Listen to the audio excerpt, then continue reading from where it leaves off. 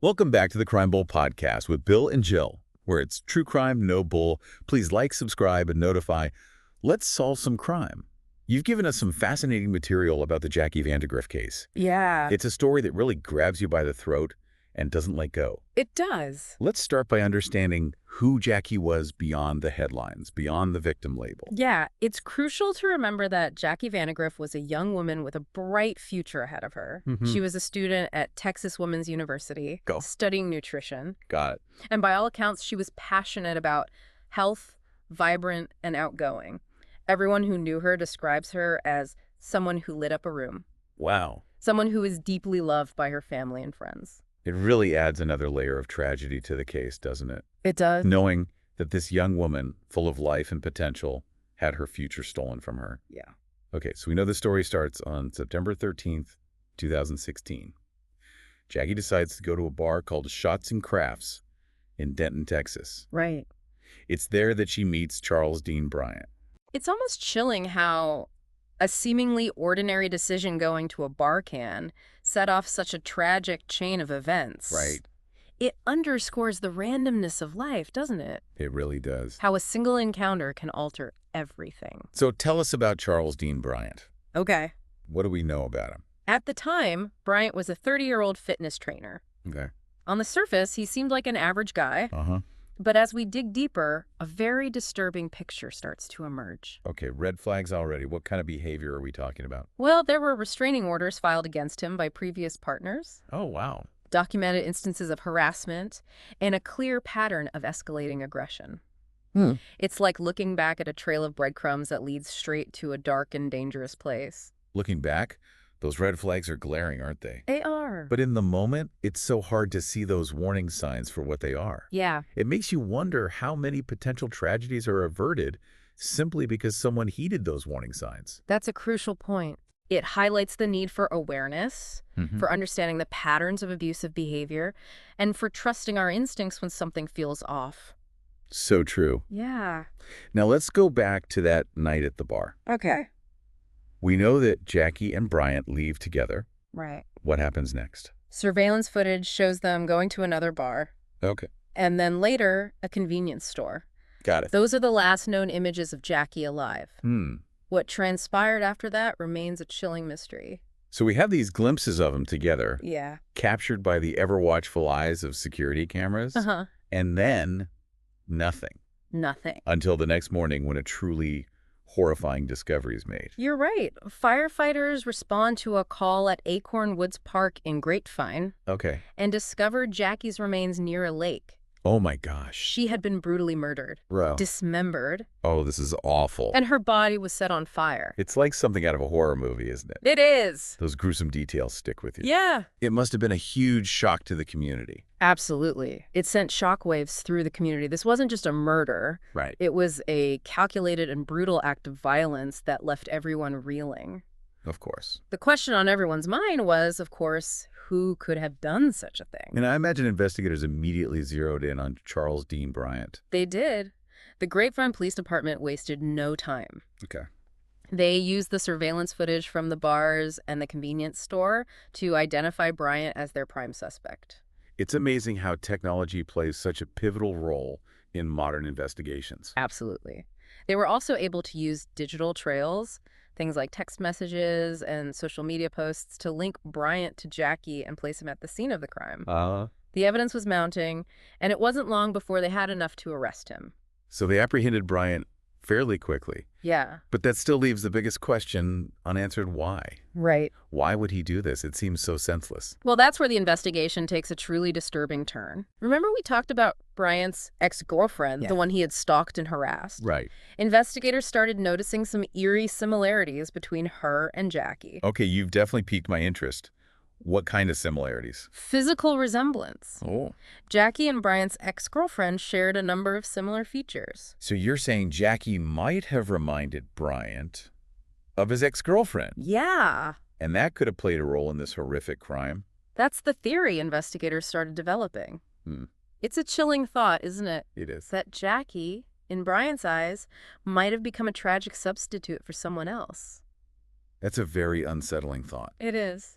It makes you wonder about the role of obsession and the inability to cope with rejection in cases like this. You're right. We need to delve deeper into Brian's psychological state. Okay. His history with his ex-girlfriend. Yeah. And the potential triggers that might have led to this escalation of violence. It's a complex puzzle, and we're just starting to piece it together. Yeah. But before we jump into that, let's take a step back and understand the dynamics of Bryant's relationship with his ex-girlfriend. Okay. What led to the restraining orders against him? Well, What kind of behavior was she experiencing? their relationship was described as tumultuous, marked by a cycle of breaking up and getting back together. Oh, wow. It's clear that Bryant exhibited controlling and possessive behavior towards her.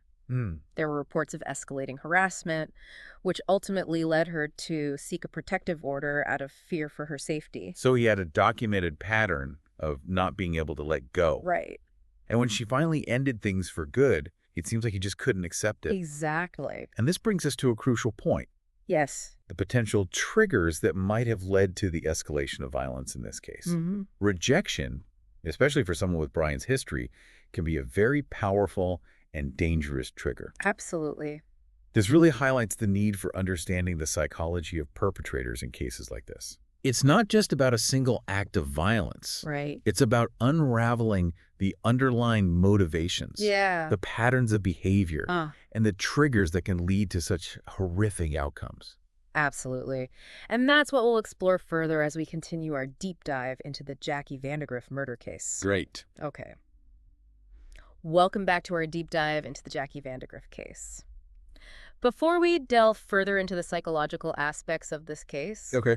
let's talk about the media attention surrounding this case. Okay. This wasn't just a local story. Right. It garnered national attention, didn't it? You're absolutely right. Yeah. The Jackie Vandagriff case made headlines across the country, and for good reason. It had all the elements of a story that grips the public's imagination. Yeah. A young, promising life cut short. Right. A seemingly random encounter that turned deadly. Yeah. And a perpetrator with a dark past. And let's not forget the chilling details of the crime itself. Right. The brutality, the attempt to cover up the evidence. Those factors, combined with the mystery surrounding the motive, Right. created a perfect storm of media interest. It's almost like people couldn't look away, even though the details were so disturbing. Yeah. Why do you think this particular case resonated so strongly with the public? I think it tapped into a primal fear that many of us have, the fear of the unknown. The idea that evil can lurk beneath the surface of everyday life. Right. Jackie's story was a stark reminder that tragedy can strike anyone, anywhere, at any time. That's what's so unsettling about this case, the realization that evil can lurk beneath the surface of everyday life. Yeah. Makes you reevaluate your own interactions, doesn't it? It You does. start to wonder, could this happen to me? Yeah. Could someone I encounter be harboring such darkness? Exactly. And I think that fear was amplified by the fact that Jackie was a young woman just starting out in life, full of potential. It made her death feel all the more tragic and senseless. It's a parent's worst nightmare, isn't it? It is. Sending your child out into the world, hoping they'll be safe, only to have their life cut short in such a horrific way. And I think that's why this case struck a chord with so many people. It forced us to confront the vulnerability of young people, especially young women in our society. Right. It sparked a national conversation about safety, about awareness, and about the need to do more to protect those who are most vulnerable. You mentioned earlier that investigators believed Jackie might have been targeted because she resembled Brian's ex-girlfriend. Yeah. Let's talk about that a little more. Okay. This idea of projection, can you explain that concept for our listeners? Projection is a psychological defense mechanism where someone unconsciously attributes their own unacceptable feelings, thoughts, or impulses to another person. In this case, it's possible that Brian, unable to cope with the rejection and anger he felt towards his ex-girlfriend, projected those feelings onto Jackie, who happened to resemble her. So essentially, Jackie became a stand-in for his ex-girlfriend in his mind. That's the theory. And because he couldn't deal with his own emotions in a healthy way, he lashed out at Jackie, who had nothing to do with the original source of his anger. That's the theory. It's a chilling thought, isn't it? It is. That someone could become a victim of violence simply because they remind the perpetrator of someone else. Right. It speaks to the dangerous power of unresolved trauma and the distorted thinking that can result from it. This case really brings to light the importance of understanding the psychology of perpetrators in violent crimes. Right. It's not just about catching the bad guy and putting him behind bars. Right. It's about trying to understand what drives someone to commit such horrific acts. Yeah. What makes them tick? What are the underlying factors that contribute to their behavior? You're absolutely right. And it's important to remember that these factors are often complex and multifaceted. Okay. There's rarely a single explanation for why someone becomes violent.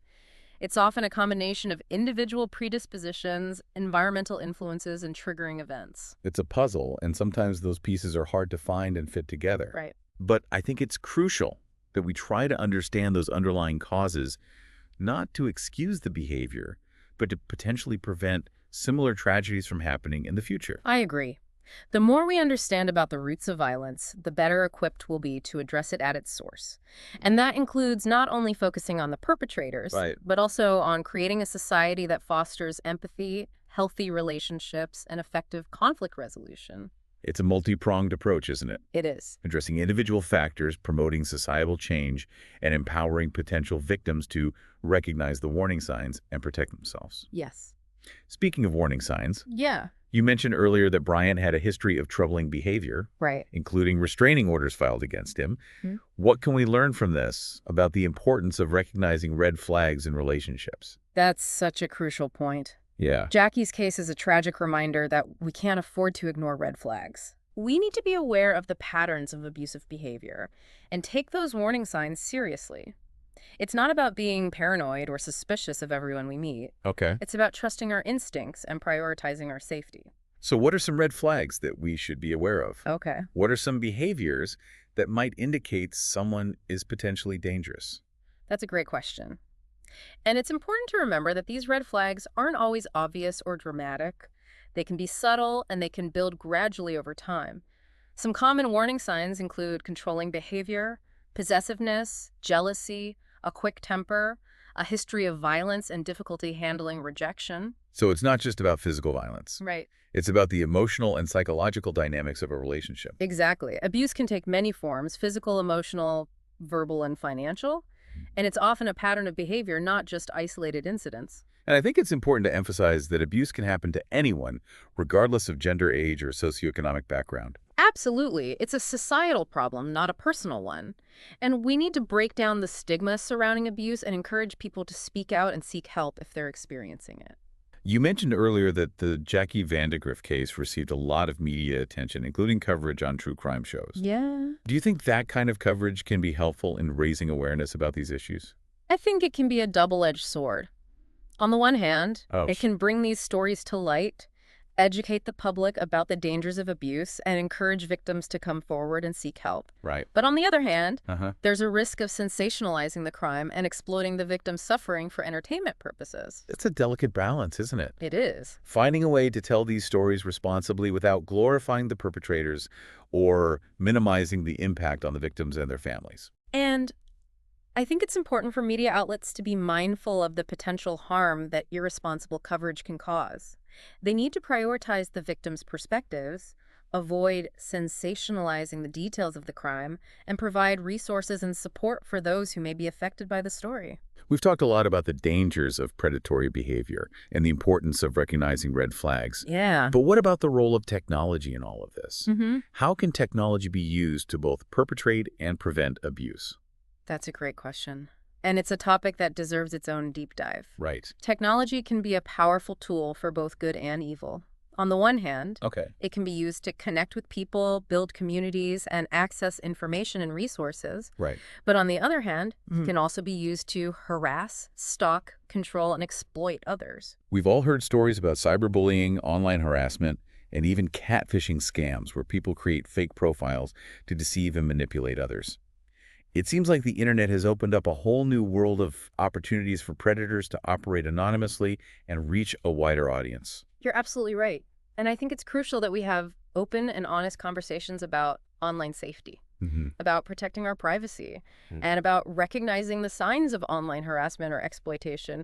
We need to be as vigilant in the virtual world as we are in the real world. It's about being aware of our digital footprint, Right. Understanding that everything we do online can have real-world consequences. Exactly. And it's about teaching our children to be critical thinkers, to question what they see online, and to report any suspicious activity to trusted adults. It's about creating a culture of digital literacy where we understand both the power and the perils of technology and use it responsibly. Yeah.